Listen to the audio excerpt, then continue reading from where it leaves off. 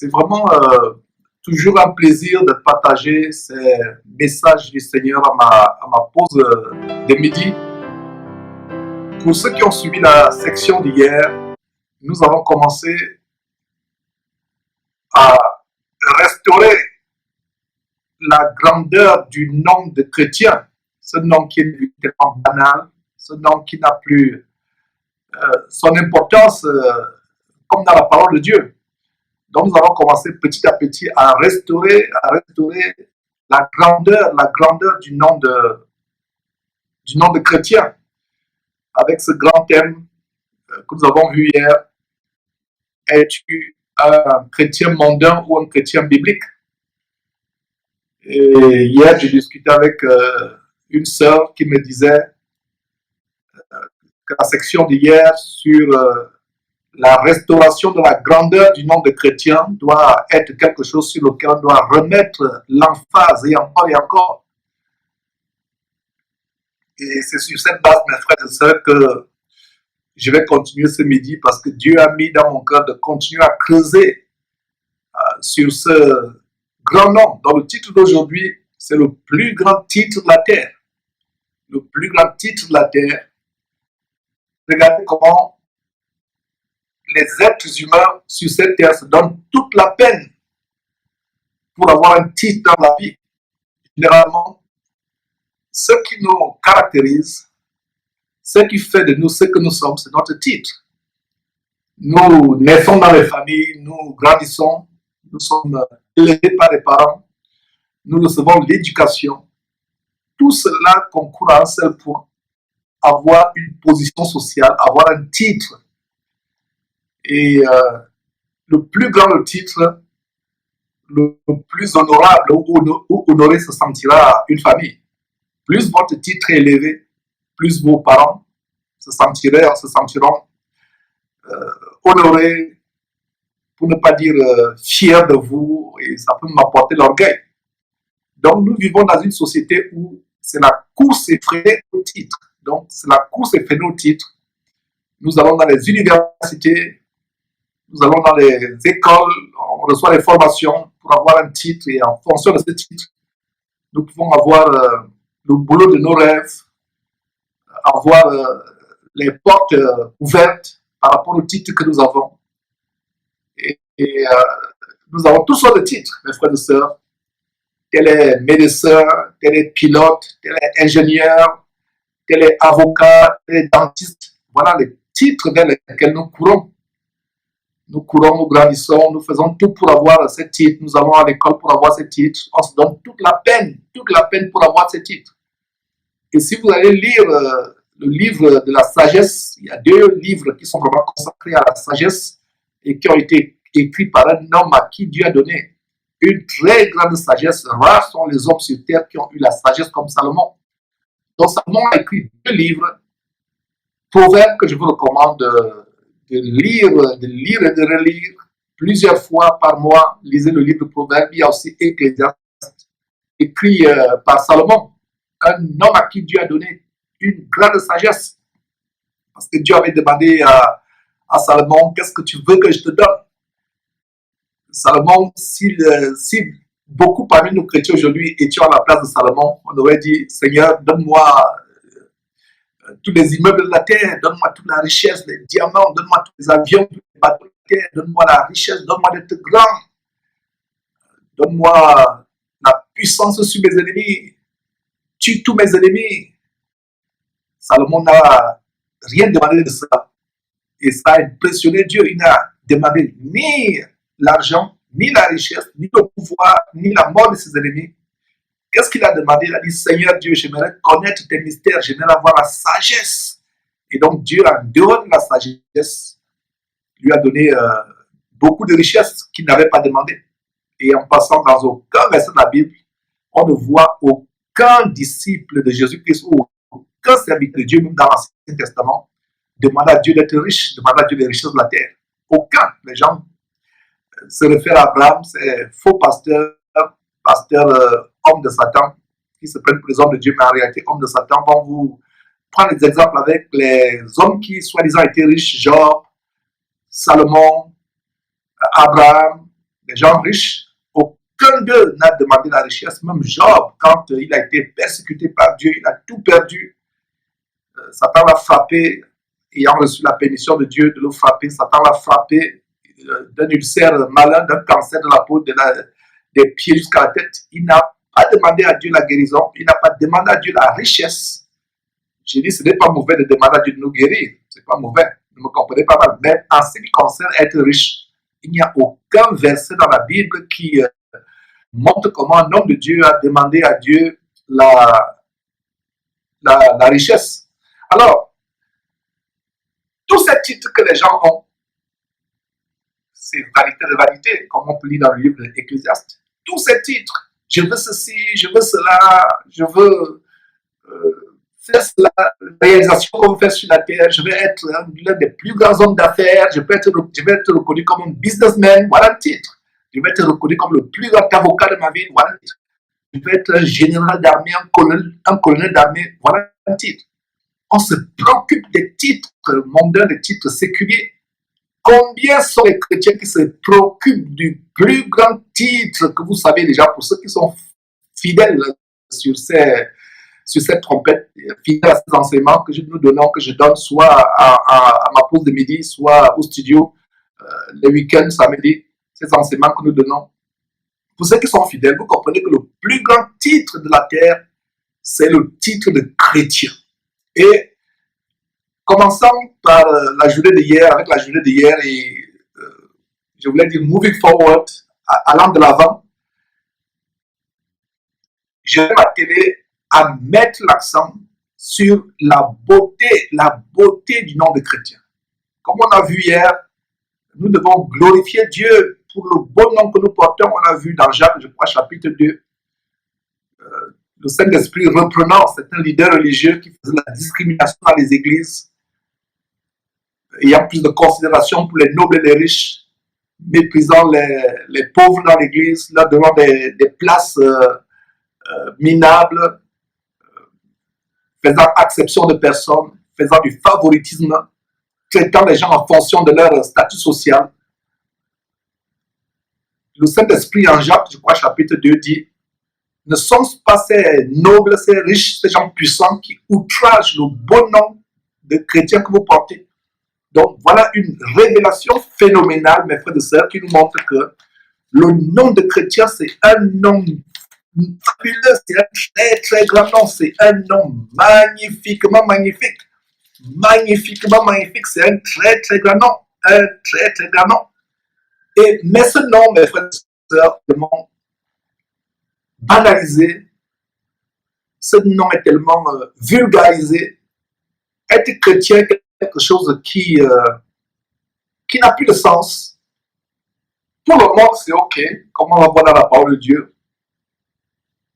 Depuis la nuit des temps, ceux qui servaient véritablement Dieu, qui avaient la crainte de Dieu, et ça a commencé il y a plus de 2000 ans, les chrétiens étaient méprisés, persécutés, en commençant par celui celui qui est notre modèle à suivre, qui est notre exemple, le Seigneur Jésus-Christ, comment il est venu sur terre. Il n'était rien, on le méprisait, il a permis qu'on crache sur lui. N'oubliez jamais que Jésus a laissé à quitter sa gloire céleste pour venir mourir comme un moins que rien, comme on vaut rien, comme on moins que rien de la croix. Pour vous et pour moi, on pouvait le flageller, on pouvait se moquer de lui, on pouvait le traiter de sataniste sans qu'il réagisse. Il y a même eu un temps où une certaine région n'a pas voulu le recevoir et ses disciples ont dit: veux-tu que nous invoquions le feu du ciel? En imitation à Élie, il voulait faire comme Élie, invoquer le feu du ciel, comme Élie avait invoqué le feu du ciel pour tuer les messagers que le roi Azaïa, qui était tombé du haut, du haut du treillis, qui était tombé du haut de son immeuble. Il est tombé, il était malade, et c'est un roi qui consultait les divinités sataniques, Baal-Zébub, qui nous avons le nom Baal-Zébut. Et d'ailleurs, on avait accusé Jésus de chasser les démons en utilisant la puissance de Baal-Zébut. Et donc, voyez, mes frères et sœurs, comment le nom de Jésus-Christ est blasphémé. Alors donc je disais, quand ces gens ont voulu invoquer le feu du ciel, ils avaient le pouvoir d'invoquer le feu du ciel sur cette ville qui n'avait pas voulu poursuivre, ces gens qui ne voulaient pas recevoir Jésus-Christ. Et il a dit, vous ne savez pas, vous. Il les a blâmés, il les a vraiment sérieusement blâmés.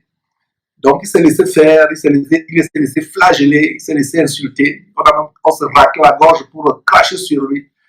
Et tout simplement parce que, mes frères et sœurs, il est venu nous donner un exemple. Sur cette terre, nous sommes moins que rien. Sur cette terre, nous serons méprisés, la plupart d'entre nous. Nous ne sommes rien, mes frères et sœurs, sur cette terre. Parce que ce qui nous attend dans toute l'éternité, l'infinie grandeur de la gloire de Dieu, une gloire à nul autre pareil, nous attend. Et donc, nous venons à ces partages de ma pause de midi pour nous rappeler ces choses, pour nous exhorter, pour nous galvaniser à tenir ferme. Et pendant des jours, selon que je suis inspiré, nous allons mettre l'accent sur le beau nom de chrétien. Donc voilà comment nous chrétiens ne réalisons pas comment le plus grand titre de la terre, c'est le titre de chrétien. Nous devons prendre ce titre au sérieux. Regardez comment le nom de chrétien est piétiné sur les réseaux sociaux, aller sur les comptes de certains jeunes, ou même des personnes âgées. Vous voyez visiblement, ils vivent dans le péché, la mise de prostituées, s'habillant comme des voyous, mais ils osent dire qu'ils sont des chrétiens. Parce qu'on reconnaît un chrétien par sa manière d'être, par sa manière de parler, par sa manière d'agir et de réagir, qui est semblable à celle de Christ. Voilà le plus grand titre. Malheureusement, ce titre est méprisé. Et je vous rappelle ce qu'on a vu hier en Actes chapitre 11, au verset 26, que c'était à Antioche que pour la première fois, la toute première fois, les disciples de Christ furent appelés chrétiens pour la toute première fois à Antioche. Et donc, pourquoi ils ont été appelés chrétiens? Parce que n'oubliez pas que la ville d'Antioche était une ville païenne, paganiste, une ville idolâtre, comme la plupart des villes aujourd'hui. Mais pourquoi les habitants d'Antioche ont appelé les disciples chrétiens? Parce qu'ils ont vu en eux le caractère de Christ. Ils parlaient comme Christ, ils se comportaient comme Christ, ils agissaient comme Christ, ils réagissaient comme Christ. Un véritable chrétien est le représentant de Christ absent sur terre. Il faut qu'on comprenne cela, c'est les bases, c'est les fondations de la doctrine chrétienne, c'est les rudiments, c'est-à-dire les choses élémentaires. Si un chrétien ne comprend pas ces choses, il ne comprendra pas. Mes frères et sœurs, nous devons comprendre qu'un chrétien, c'est quelqu'un qui représente Jésus-Christ absent physiquement sur terre. C'est pour cela que nous avons cette révélation dans le livre de 2 Corinthiens, la deuxième épître que Paul a écrite aux Corinthiens, au chapitre 5. Nous voyons comment nous recevons la capacité d'être des ambassadeurs pour Christ, des ambassadeurs. Allons lire ce passage. Ça, c'est un merveilleux titre que nous avons, chrétien. Malheureusement, il est méprisé dans ce monde. C'est normal. C'est normal que le monde méprise le titre de chrétien, le piétine, le banalise, le vulgarise. Mais nous, chrétiens, ne devons pas contribuer à cela. Nous devons prendre conscience de notre statut de chrétien. Quelqu'un qui a fait toutes ses études, il a fait des nuits blanches, des années pour être médecin, pour être un grand cardiologue, par exemple, ou un grand ingénieur qui fabrique des avions, par exemple. Il a fait des années d'études, des années de privation, de nuits blanches. Donc, une fois qu'il a un statut d'ingénieur ou d'avocat ou de médecin, il le prend au sérieux. Il ne badine pas, il se rappelle comment il a payé beaucoup d'argent. Si vous êtes aux États-Unis, ça vous coûte des millions et des millions de francs CFA pour avoir vos diplômes. Donc, ça vous a pris du temps, ça vous a pris de l'énergie, des nuits blanches, des privations pour avoir ce diplôme. Et une fois que vous avez ce titre, vous le prenez au sérieux. Mais regardez mes frères et sœurs, Mais regardez, on a eu je pense que la batterie ne va pas nous lâcher. Voilà. Donc, mais regardez, mes frères et sœurs, le titre des chrétiens, on n'a rien fait pour l'avoir. Nous l'avons eu comment? En allant faire une formation? Pas du tout. Vous qui allez faire des formations pour être pasteur ou peu importe, vous perdez votre temps. Comment nous avons ce titre chrétien? Sur la croix pour nous. Gratuitement. Il nous a rien imposé. Dieu nous a rien imposé. C'est gratuit. Il est mort sur la croix. Gratuitement, gratuitement. Donc, nous avons ce titre gratuitement. Tout simplement parce que nous avons décidé d'accepter celui qui est mort sur la croix pour nous, de l'accepter comme notre Seigneur et Sauveur personnel et de le suivre, de lui obéir, de suivre ses commandements. Voilà comment nous avons ce titre. Et ayant ce titre, nous devons le chérir. Et comment nous le chérissons? Partout où nous allons, mes frères et sœurs, les gens doivent voir le caractère de Christ en nous, par notre manière de parler, par notre manière de nous habiller, par notre manière de marcher, d'agir ou de réagir. Quelqu'un vous insulte, en retour vous bénissez. Quelqu'un vous brutalise, en retour vous bénissez. Quelqu'un vous fait du mal, en retour vous bénissez. Quelqu'un vous gifle sur la joue droite, vous lui montrez la joue gauche, vous le bénissez. Vous pardonnez à ceux qui vous ont fait du mal, vous aimez vos ennemis. Vous faites du bien, même à ceux qui vous ont fait du mal. Vous vous abstenez du péché. Tout ce qui sort de votre bouche, ce n'est que bénédiction, des choses positives qui bénissent, qui apportent l'encouragement. Vous ne vivez plus selon le monde. Vous ne dansez plus les danses du monde. Vous ne chantez plus les chansons du monde. Vous ne regardez plus les mauvaises choses à la télévision. Vos compagnies ne sont plus les compagnies mondaines. Parce que la Bible dit à 1 Corinthiens chapitre 15, verset 33 que les mauvaises compagnies corrompent les bonnes mœurs. Voilà comment nous arrivons à un point où, mes frères et sœurs, nous sommes vraiment à l'image de Christ, poursuivant la sainteté, ayant en horreur les choses mondaines, ayant en horreur tout ce qui est mauvais, tout ce qui est mal. Alors, 2 Corinthiens chapitre 5, mais donne un détail par rapport à ce titre. 2 Corinthiens chapitre 5, à partir du verset 18, nous voyons ceci. À partir du verset 17 d'ailleurs, commençons à partir du verset 17. Si quelqu'un est en Christ, il est une nouvelle créature. Voilà. Nous sommes une nouvelle créature. Nous recevons un titre, un badge. Les gens parlent il y a toutes ces théories qui sont dans la Bible, en Apocalypse, par rapport à la marque, par exemple, de la bête, 666. Les gens en font des vidéos, il y a des livres qui ont été écrits sur la marque de la bête 666 qui, soi-disant, sera sur le front des personnes. Mais nous, chrétiens, nous avons sur notre front la marque de Christ. Quand on vous voit, vous reflétez Christ. Alors, le verset 17, 2 Corinthiens chapitre 5, verset 17, dit, si quelqu'un est en Christ, il est quoi? Une nouvelle créature. Une nouvelle créature. Les choses anciennes sont passées. Si toutes choses sont devenues nouvelles. Les choses anciennes sont passées. Vous êtes devenu chrétien. Vous continuez à faire des nouvelles choses. Ancienne manière de vous habiller. Ancienne manière de faire des choses. La mondanité, la frivolité. Vous n'avez pas changé. Quand on vous voit, on voit soit un voyou, soit une prostituée. Je vous ai dit, mes frères et sœurs, que si vous devenez chrétien, votre entourage n'est pas choqué. Vos voisins ne sont pas choqués. Vos collègues ne sont pas choqués. Vos camarades de classe du lycée ou de l'université ne sont pas choqués. Il y a un problème. Quand vous devenez chrétien, les gens se demandent qu'est-ce qui vous est arrivé. La majorité vont se moquer de vous. Vous tournez en dérision. Vous êtes devenu vieux jeu, vous êtes devenu ringard. Vivez avec votre temps. On va vous insulter. La majorité va se moquer de vous. Mais il y aura des personnes, surtout les chrétiennes, même celles qui ne sont pas chrétiennes, vraiment, je rends grâce à Dieu pour ton changement. Nous sommes une nouvelle créature. Prenons le titre de chrétien au sérieux, c'est le plus grand titre de la terre. C'est le plus grand titre parce que c'est un titre qui nous conduit à la vie éternelle. Regardez, je reviens à ce que je disais en introduction. Toute la peine que les gens se donnent sur terre. Ils payent de l'argent, ils se sacrifient pour avoir un titre. D'autres même sont prêts à vendre leurs âmes pour avoir un titre. Il est prêt à vendre son âme pour avoir un titre de sénateur, de député à l'Assemblée, au Congrès. Un titre, je ne sais pas, de colonel d'armée. Il est prêt à tout faire.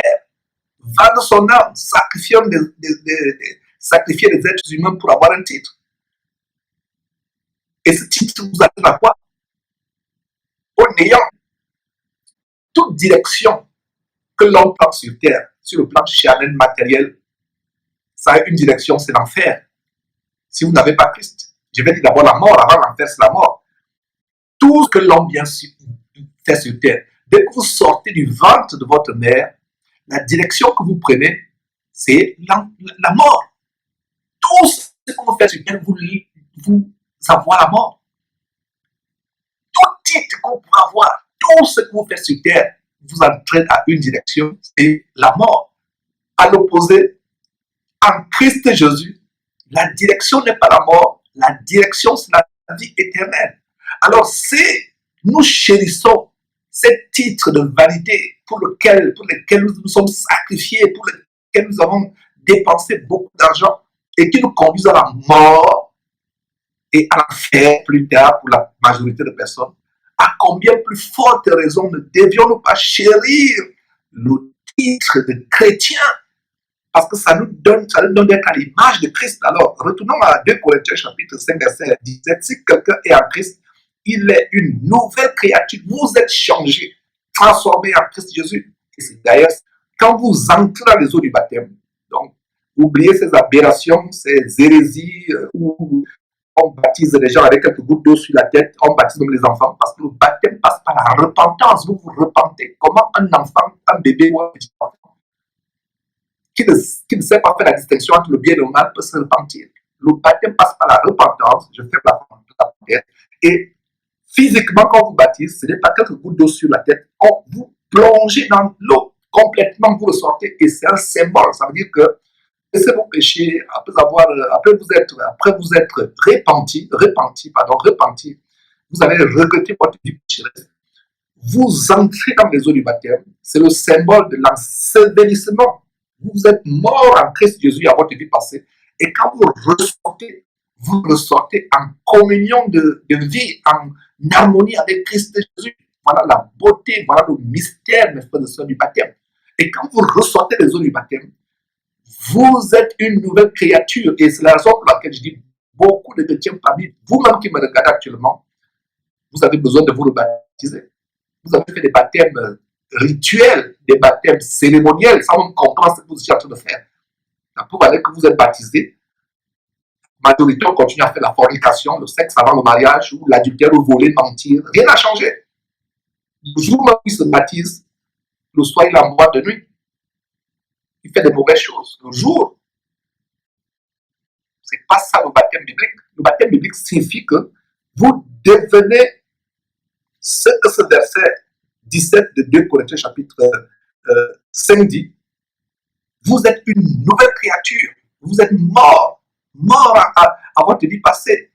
Vous vivez en nouveauté de vie avec Christ Jésus. Alors, verset 18. Tout cela ne vient pas d'un homme. Comme j'ai dit que par rapport au titre que nous avons, au qualificatif, ça vient de nous, de nos efforts. Mais par rapport à la nouvelle nature, une nouvelle créature, ça ne vient pas de nous-mêmes. Donc, ça vient de Dieu. Donc, verset 18 dit, et tout cela vient de Dieu qui nous a réconciliés avec lui par Christ Jésus et qui nous a donné le ministère de la réconciliation. Donc, nous tous, nous avons ce ministère de la réconciliation, homme ou femme. La femme ne peut pas exercer ce ministère en prêchant la parole de Dieu comme je vous prêche la parole de Dieu. Mais la femme a un grand ministère, non seulement auprès de son mari, auprès de ses enfants, auprès même de ses voisines, au quartier, par son comportement.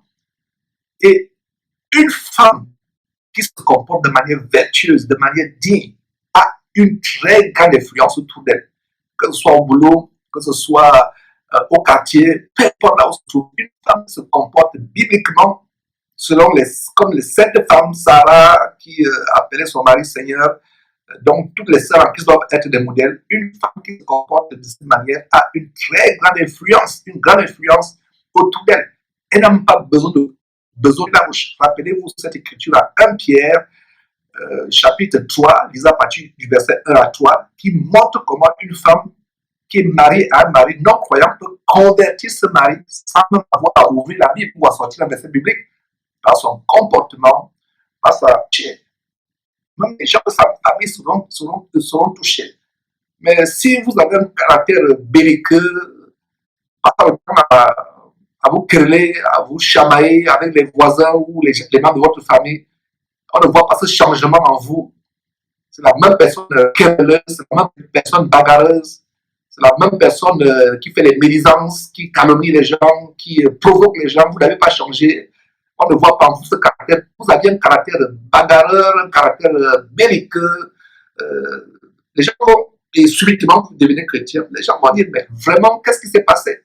Et voilà comment vous serez un témoignage. Beaucoup seront convertis. La meilleure façon par laquelle nous convertissons les gens, c'est entre guillemets, parce qu'en fait, c'est Dieu qui convertit. C'est Dieu qui convertit. Mais la manière par laquelle nous contribuons à ce que les gens aient touchés pour qu'ils soient convertis, c'est par notre comportement. Donc, Dieu nous a donné un ministère de réconciliation. Verset 18. Car Dieu était en Christ, réconciliant le monde avec lui-même et n'imputant point aux hommes leurs offenses, et il a mis en nous le ministère de la réconciliation. Tout enfant de Dieu, homme ou femme, a ce ministère. L'homme en proclamant la parole de Dieu, en enseignant, la femme en donnant son témoignage, en vivant une vie qui reflète la pureté au point où sa vie sera un témoignage qui pourra toucher d'autres personnes. Donc le verset 20 dit, nous faisons donc des fonctions d'ambassadeurs pour Christ. D'ambassadeurs pour Christ, comme si Dieu exhortait pour nous. Nous vous en supplions au nom de Dieu, soyez réconciliés avec Dieu. Nous faisons des fonctions d'ambassadeurs. Qui n'aimerait pas être ambassadeur? Du moins ceux parmi vous qui vous attachent encore aux choses du monde. Pour ma part, être ambassadeur, c'est m'impliquer à la politique, etc. Et me compromettre sur le point de vendre mon âme. C'est que pour rien au monde je ne ferais. Je préfère être le minable de la terre que de perdre ce grand titre que nous avons. Mais il y a beaucoup de chrétiens ou même des gens du monde qui convoitent le titre d'ambassadeur. Mais voilà, nous sommes des ambassadeurs. Un ambassadeur pour Christ. Le monde ne peut pas comprendre cela. Parce que pour le monde, nous sommes quoi? Nous sommes comme les balayeux de la terre. Allez lire 1 Corinthiens chapitre 4, verset 13, qui donne une image très exacte de comment le monde nous voit. Une image très exacte de comment le monde nous voit. Le monde nous voit comme le rébut de tout, de tous, le rébut de tous, les balayeux de la terre, les balayeux du monde. Voilà comment le monde nous voit. Le chrétien est méprisé, d'ailleurs ça ne date pas d'aujourd'hui. Si vous lisez Lamentation, chapitre 3, verset 45, Lamentation, c'est un des livres écrits par Jérémie. Il y a le livre, il y a Jérémie, il y a Lamentation de Jérémie qui vient juste après. Donc, Lamentation, voilà comment s'écrit le prophète Jérémie. Verset 3, plutôt chapitre 3, notez très bien, Lamentation chapitre 3, verset 45. Le prophète Jérémie s'écrit, « Oh Dieu, tu nous as rendu un objet de mépris et de dédain au milieu des peuples. » Voilà, il n'y a rien de nouveau. Au temps de Jérémie, les qui créaient Dieu, les serviteurs de Dieu, les servantes de Dieu étaient l'objet de mépris et de dédain au milieu des peuples. C'est la même chose. C'est pour cela que 1 Corinthiens, Paul, des milliers ou des centaines d'années plus tard, Paul peut dire à 1 Corinthiens chapitre 4, verset 13, exactement comme Jérémie, que nous sommes les balayeux de la terre. Les ordures de la terre, on nous méprise. Et les faux pasteurs et les faux chrétiens contribuent encore à accentuer ce mépris. Moi, j'aimerais qu'on me méprise parce que je veux vivre une vie de sainteté. J'aimerais qu'on méprise mon épouse parce qu'elle veut s'habiller avec des longues jupes couvrant son corps, même si on dit qu'elle fait un vieux jeu, c'est pas mon problème. Mais être méprisé parce qu'on viole les enfants avec la Bible à main, parce qu'on escroque avec la Bible à main, parce qu'on fait de mauvaises choses avec la Bible à main, comment le nom de Dieu est calomnié par tous ces faussaires, soi-disant pasteurs, hommes de Satan, ou ces faux chrétiens. Dans son entreprise, il sait que c'est on sait que c'est un chrétien, mais celui qui vole, celui qui ment. À l'université, on sait que c'est un chrétien, mais celui qui triche. Non, c'est pas possible. Le nom de Dieu est calomnié par nous. Maintenant, quand on nous méprise, parce qu'un chrétien sera toujours méprisé, parce que les choses de Dieu sont... Le monde doit voir le parfum de Christ. Nous dégageons le parfum de Christ.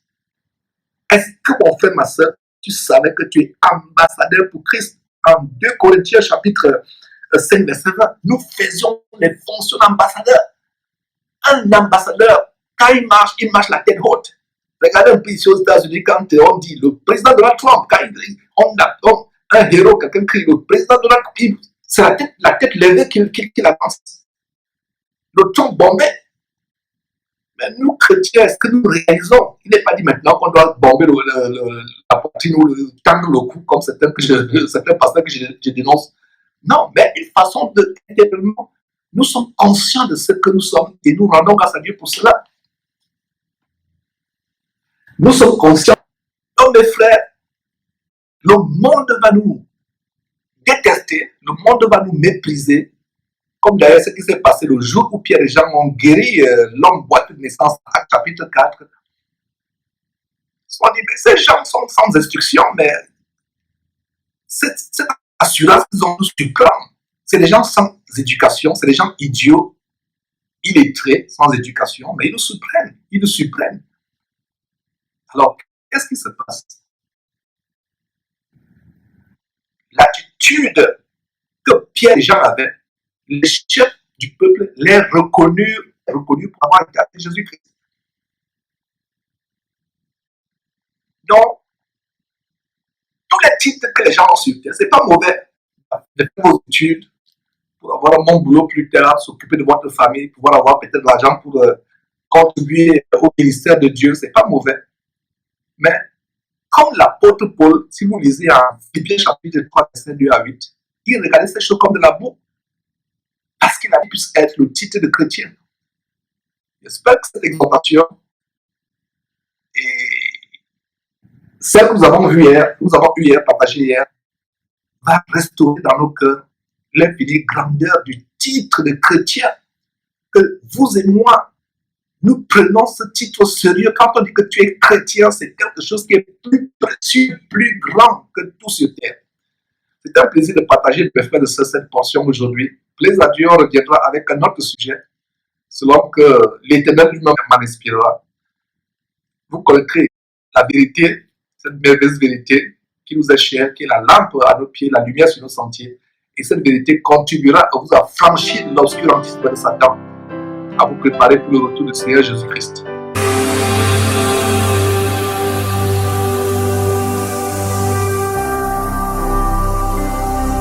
Jésus-Christ TV,